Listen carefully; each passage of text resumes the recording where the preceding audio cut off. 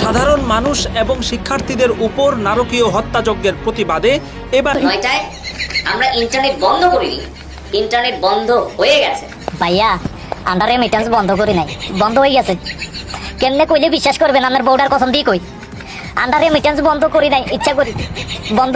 Major ডালিম বলছিল আমি কি জন্য মুজিব এবং মুজিবের পরিবারকে হত্যা করছি সেটা তোমরা হারে হারে টের পাইবা, কারণ মুজিবের পরিবারের উত্তরসূরি দুজন আমি রাইকে যাইতেছি। সম্মানিত বন্ধু, রেমিটেন্স যোদ্ধা যারা প্রবাসে থাকে, প্রবাস থেকে যারা আমাদেরকে বাংলাদেশে টাকা পয়সা পাঠায়, এটা ব্যাংকের মাধ্যমে পাঠালে আমাদের বাংলাদেশ সরকার পায়, রেমিটেন্স পায়।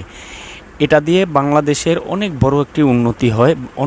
এই রেমিটেন্সটা বাংলাদেশে অনেক কাজে লাগে, কারণ বিশাল বড় একটা অঙ্কের রেমিটেন্স আসে। এই বিদেশে যেতে গেলে বাংলাদেশের মানুষদের প্রথম শুরু থেকেই পদে পদে পদে পদে বাধার সম্মুখীন হতে হয়। যেমন পাসপোর্ট তৈরি করতে যাবে, সেখানে এই বাধায় সেই বাধা, এর স্বাক্ষর ওর স্বাক্ষর, পুলিশ ভেরিফিকেশন, এই দিয়ে বহু ঝামেলা দিয়ে শুরু হয়। যাক, ভালো কথা, এটা হতে হবে বাংলাদেশের নিয়ম অনুযায়ী, এটা ভালো, এটা লিগেল আছে। এরপরে ভিসা আসে না, দালালের মাধ্যমে, যার মাধ্যমে হোক, এই যে টাকা দিয়ে ভোগান্তির পর ভোগান্তির পদে আজকে কালকে এভাবে করতে হবে 6 মাস 1 বছর। কোনো মানুষ এই পর্যন্ত 4-5 বছর পর টাকাও ফেরত পায় নাই। এরকম হচ্ছে, যারা গেছে তারাই রেমিটেন্স যোদ্ধা।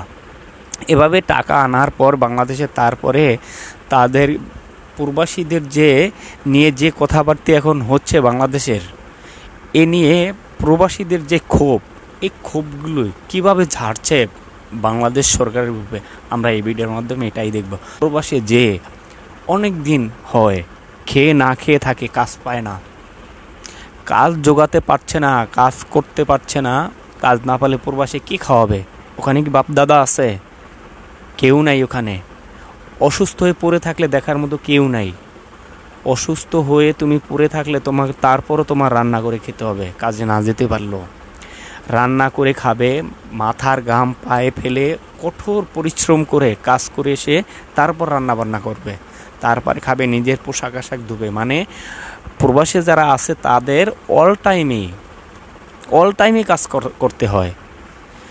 যাও একটু কাজকর্ম শেষের, রান্না বান্না শেষে, খাওয়া দাওয়া শেষে যাও ঘুমাতে যাবে, এই সময় দেশের কথা মনে পড়ে।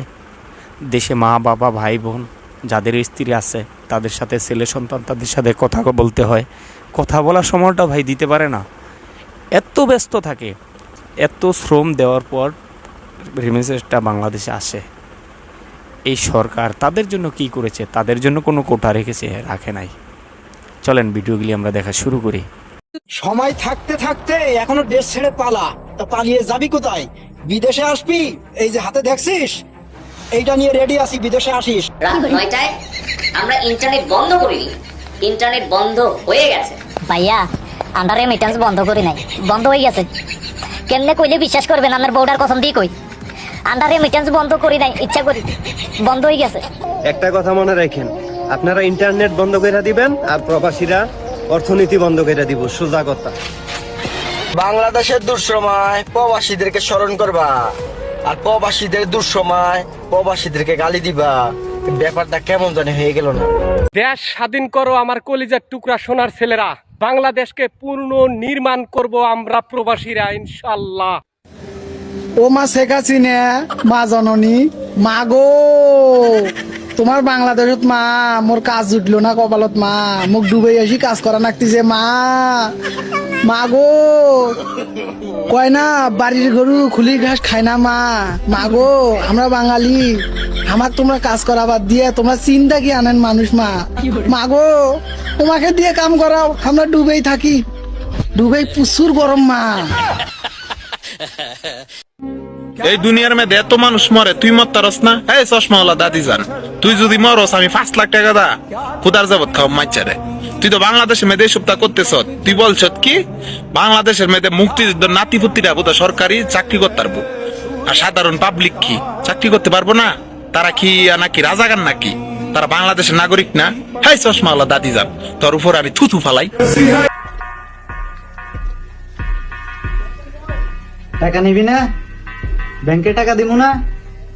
মাদার টাকা ভোরে বাইনছোদের বাচ্চা যা খান টাকা দেবো যা রেমিটেন্স হেঁড়া দিদিম হেঁড়া। মেজর ডালিম বলছিল আমি কি জন্য মুজিব এবং মুজিবের পরিবারকে হত্যা করছি সেটা তোমরা হারে হারে টের পাইবা, কারণ মুজিবের পরিবারের উত্তরসূরি দুইজন আমি রাইকে যাইতেছি, তারাই আগামীতে বুঝাই দিবে আমি কি জন্য মুজিবের পরিবারকে হত্যা করছিলাম। অনুরোধ করব যারা প্রবাসে আছে তারা এই হুন্ডিতে টাকা না পাঠিয়ে কেবল তো মাত্র শুরু তোমার অর্থনীতি ডাউন হওয়ার। টাকা মরায় তোমার সাউতি দিয়া বইরা দিন। প্রবাসী ভাইয়েরা ব্যাংকে টাকা পাঠানোর আগে এই ভিডিওটা দেখুন, তারপর আমি কিছু বলতেছি। ব্যাংকে আসলাম, আমার বেতন যা ট্রান্সফার হয়েছিল পুরাটাই কেটে নিচ্ছে। বেতন আসার পর অ্যাকাউন্টে 1,81,000 টাকা জমা হয়েছে, পরে আমার 0 টাকা দেখাইতেছে। 1,81,000 টাকা কোন পারপাসে কাটলো? আমি সকালে জানতে পারলাম আমার অ্যাকাউন্ট থেকে 50,000 সামথিং টাকা কর্তন করা হয়েছে। আমার পার্সোনাল লোন আছে। টাকা উঠাতে আসছি বাচ্চা নিয়ে, এখন মানে ব্যাংকে কোনো টাকা নাই, 56 পয়সা দেখা। আপনারা একটু ধৈর্য ধরুন, আমরা প্রবাসীরা টাকা বাংলাদেশে পাঠাবো, আমরা ব্যাংকে জমা করে রাখবো না। এখানে জমা করে রাখলে আমাদের কোনো লাভ নাই। প্রবাসীরা যে চলমান কারফিউ দিয়েছে, কারফিউটা শেষ হলে টাকা বাংলাদেশেই যাবে। ও জোনায়েদ কাকু, বেতন পাইছি, বেতন দেখছো, রেমিটেন্স পাইছি, রেমিটেন্স ব্যাংক খোলার আগে রাতে 10টা পর্যন্ত। এক বুদ্ধিমান ব্যক্তি বলছে রেমিটেন্স না পাঠাইলে নাকি প্রবাসীদের ভিসা ক্যান্সেল করে দিব। দে ভাই, তেমন রেমিটেন্স বাংলাদেশে পাঠাবো না, দরকার হলে বাংলাদেশে যায় গাছ কেটে খাবো। আবু সাইদের মৃত্যু বাংলাদেশের একটা ইতিহাস, মরতে তো একদিন হবেই। আজকে বাংলার জমিনে কিছু কিছু কুলাঙ্গার বলতেছে আবু সাইদ নাকি নেশা করত। আরে আমি ওই সব কুলাঙ্গারের বাচ্চাদেরকে বলি, পৃথিবীর এমন কোন দেশের মানুষ নেই যে আবু সাইদের ভিডিওটা না দেখেছে। আরে সে তো মৃত্যুবরণ করেছে বীরের বেশে, সে বীরের বেশে বুক পেতে দিয়েছে, তার বুকে অঝরে গুলি চালিয়েছে। এই সমস্ত কুলাঙ্গারের বাচ্চা হয়তো জানে না সে বাংলার জমিনে একটা পাগলকেও যদি তার বুকে একটা ঢিল মারে সে জানের ভয়তে দৌড়ে পালায়। আর আবু সাইদ বীরের বেশে বুকটা পেতে দিয়েছে, তাকে অঝরে গুলি চালিয়েছে। আমি এই সমস্ত কুলাঙ্গারদেরকে বলি, তোরা তো মানুষের পাঁচাটা গুলামি করিস, তোদের এমন ভাবে মৃত্যু হবে নর্দমায়। তোদের মৃত্যুটা কিভাবে হয়েছে সাধারণ মানুষও কখনো জানবে না। তাই বলি, তোরা দালালি করা ছেড়ে দে। আবু সাইদের মৃত্যু বাংলাদেশের একটা ইতিহাস, আর তোর মৃত্যুটা হবে বাংলাদেশের একটা পাতিহাস। তোর মৃত্যুর পরে কুত্তাও তোকে দেখে মুখ ফিরিয়ে নেবে। আমরা প্রবাসীদের মনে থাকবে 2024 সাল, পরিবার থেকে বিচ্ছিন্ন থাকা যে কতটা কষ্ট। আগে যদি জানতাম 2024 সালে দেশ নতুন করে স্বাধীন করতে হবে, তাহলে আমি জীবনও প্রবাসে আসতাম না। হয়তো দেশের জন্য জীবন দিতাম, নয়তো রাজাকারদের খাতায় থেকে মুক্তিযোদ্ধাদের খাতায় নাম লেখাইতাম। আজকে শুক্রবার, এই যে আমি কানু ধরে বলছি, প্রবাস থেকে কোনোদিন আর ব্যাংকে টাকা ফাটাবো না, ওই যে কানু ধরে উঠলাম আর বললাম এই ভিডিওটা সকল প্রবাসী ভাইরা শেয়ার করে দেন, যাতে ব্যাংকে কেউ টাকা না পাঠা। আসসালামু আলাইকুম, আমরা মালয়েশিয়ান প্রবাসী। তো আমাদের মোট আমরা বাংলাদেশের 1.5 কোটি প্রবাসী আছি। আমরা পুরো অনেক রাষ্ট্রে নিয়ে আমরা 1.5 কোটি প্রবাসী আছি। তো আমাদের যে বাংলাদেশের ভাই বোনেরা এই খারাপ সময় পার করতেছে, তাদের জন্য আমরা এই দূর প্রবাস থেকে কিছুই করতে পারতেছি না। শুধু তাদের জন্য আমাদের থাকবে দোয়া। আর আমরা যেটা পারি হচ্ছে আমাদের রেমিটেন্স দেওয়া বন্ধ করতে পারি। আমরা 3 মাসের জন্য ব্যাংকে রেমিটেন্স দেওয়া বন্ধ করবো। আমরা হুন্ডিতে টাকা দেবো, আমরা ব্যাংকে টাকা দিব না। আমরা হুন্ডিতে টাকা দেবো, ব্যাংকে কোনো টাকা আমাদের যাবে না। আমাদের ভাই বোনেরা যেদিন মুক্তি পাবে, মুক্তির স্লোগান নিয়ে মাঠে নামবে, আমরা সেই দিন জয়ের সাথে আবার ব্যাংকে টাকা দেবো। সাধারণ মানুষ এবং শিক্ষার্থীদের উপর নারকীয় হত্যাযজ্ঞের প্রতিবাদে এবার অ্যাকশনে নেমেছেন প্রবাসী বাংলাদেশিরা।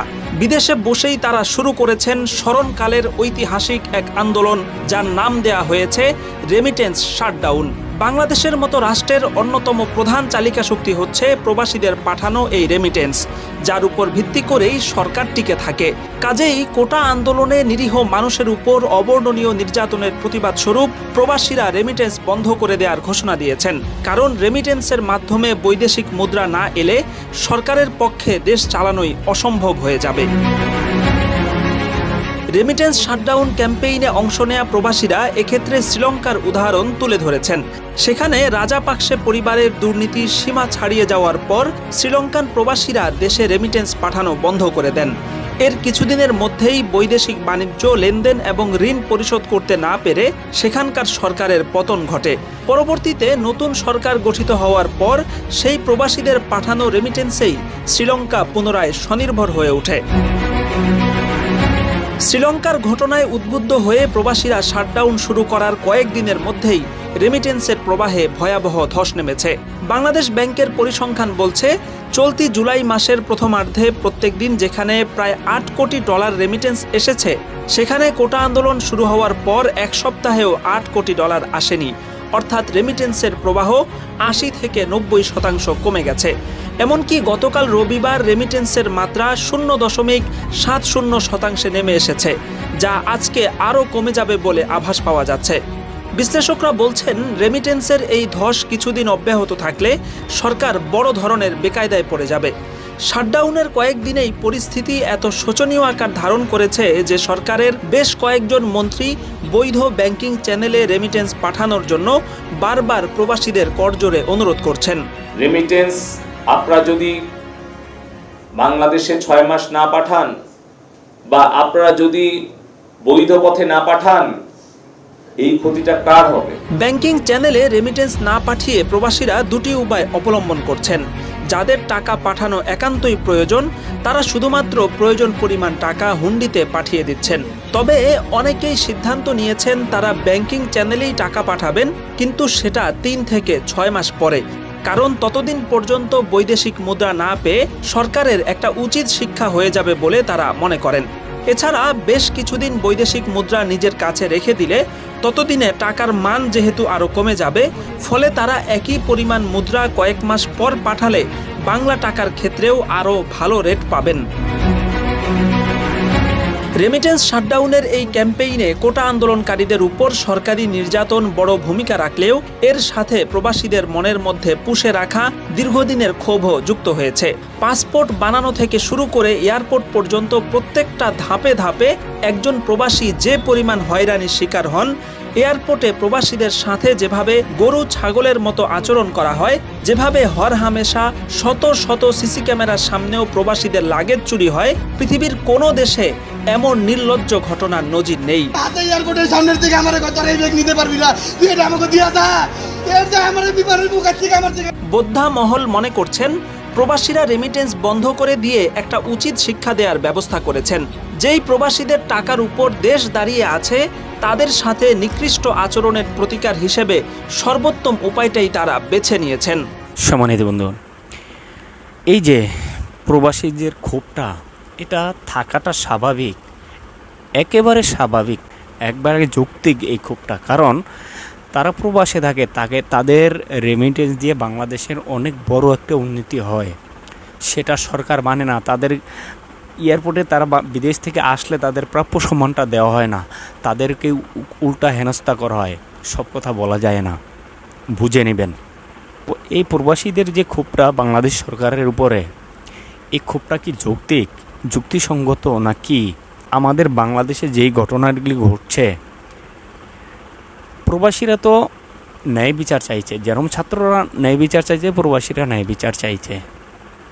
এটা নিয়ে তাদেরকে বলা হয় তাদের দেশে আসতে দেওয়া হবে না, তাদের রেমিটেন্স না পাঠালে দেশে। ভাই, এখানে হুমকি দামকি দিয়ে কি কাজ হবে বলেন? ভাই, আপনাদের মূল্যবান মতামত অবশ্যই কমেন্ট বক্সে জানাবেন। একটি লাইক দিবেন, ভিডিওটি বেশি বেশি শেয়ার করবেন।